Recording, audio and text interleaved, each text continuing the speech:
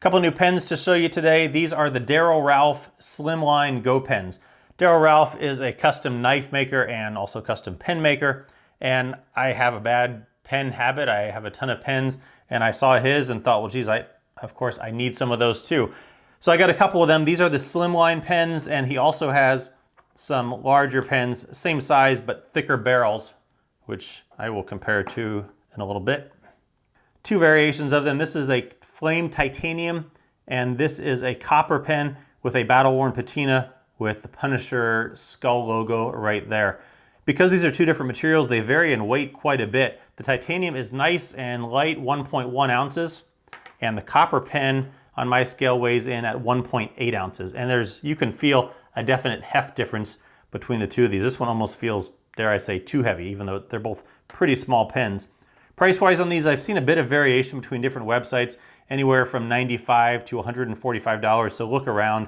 I'll put a link down below to Darrel Ralph's website, and you can scroll down through it, and you can see all the different pens that he has, a bunch of different pens and finishes. Pick your style, pick your material, and he's been great to work with trying to get some information on these pens. I'm going to use the flame titanium one here just to kind of go over for you.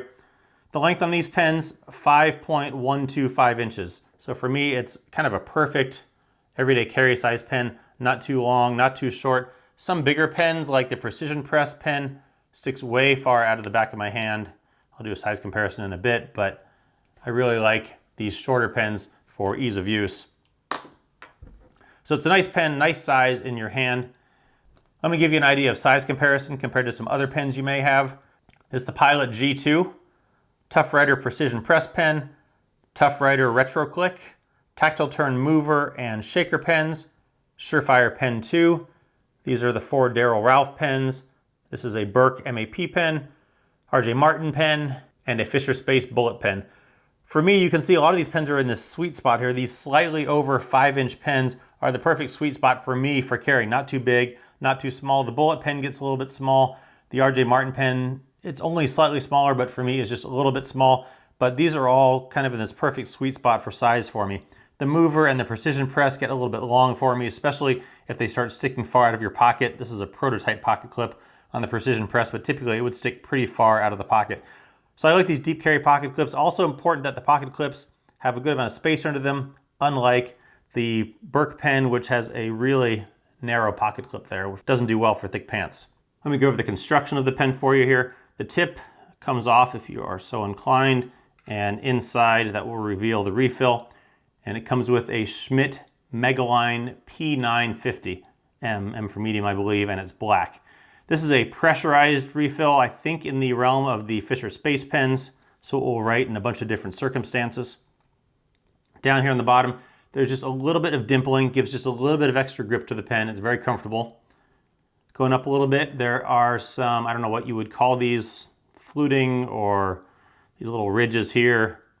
Add a little extra detail to the shaft of the pen, and then up to the clip here. The pocket clip is polished and it's removable. If you want a pen with no pocket clip, you just pull the clicker mechanism off and then you can pull the pocket clip off. My only slight critiques would be that I would like to see the tip of the pocket clip turned up just a little bit more, because if you're putting this into some thick pockets, say in the pocket of your pants, if it's thick, sometimes you have to fight a little bit to get this. So I would like to see it turned up just ever so slightly more.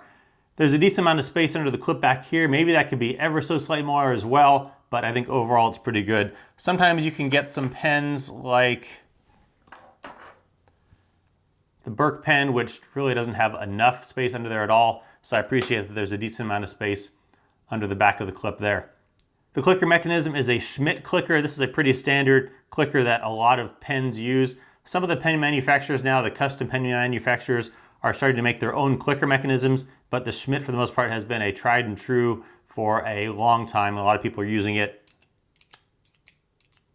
It's pretty quiet overall. Not much grittiness there, right? And then, small detail here, Darrel Ralph DDR logo and USA right there on the back. Let me talk about the different finishes on these pens. So this one is a flame titanium. Takes the base titanium pen and then, well, flames it, and that gives the pattern that you see there. And you can get all sorts of different colors with flaming. That's his color.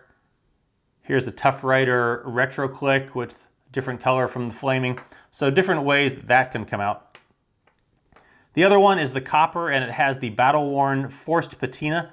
And the way this works from my bit of research is you take a baseline piece of copper, you add some salt on it, and then you let it sit in a gaseous ammonia environment. So maybe you pour ammonia into the bottom of a tub, like a closed tub case, and then you let this sit up above that, and the ammonia gas comes and acts on those salts and gives this random patina.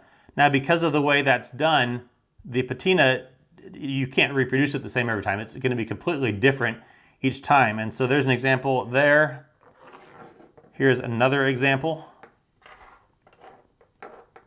And here's even yet a third example. So you can see there's going to be a lot of variation on this. And so my only other sort of critique is that if you look at the pictures on his website of this pen, it looks completely different. And I was a little bit frustrated when I first got one of these that it didn't look like the pictures I was expecting. But understanding how the process works now, there's going to be a lot of variation because you can't control how this patina process goes. And although all three of these were apparently done by the same process, you can see how different all three of them came out. So understand that if you're going to get one of these forced patina pens, it's not going to look probably just like the picture you're seeing on whatever your website you're buying it from. Now, with these pens being copper, they are quite a bit heavier than the titanium pen. So also take note of that. I knew they were copper, so I knew they were going to be heavy, but they're actually quite a bit heavier in person than I imagined them being. So definitely if you're going to put this in a shirt pocket, it's probably going to be a little bit too heavy for that. Writing with these, very comfortable. Like I said, it's a nice medium-sized pen.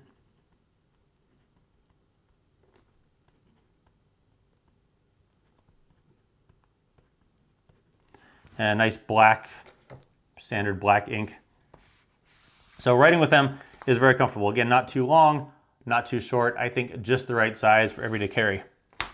So overall, the Slimline pens I really like. I thought I would like the bigger pens, but I really like carrying these. I think they're a little bit easier for me to carry. If you want a beefier pen, you could consider the bigger ones, but I've been very happy with this. And personally for me, I really like the lightweight titanium compared to the copper. But again, just depends on what you like. Check out the different finishes, check out the different looks and styles.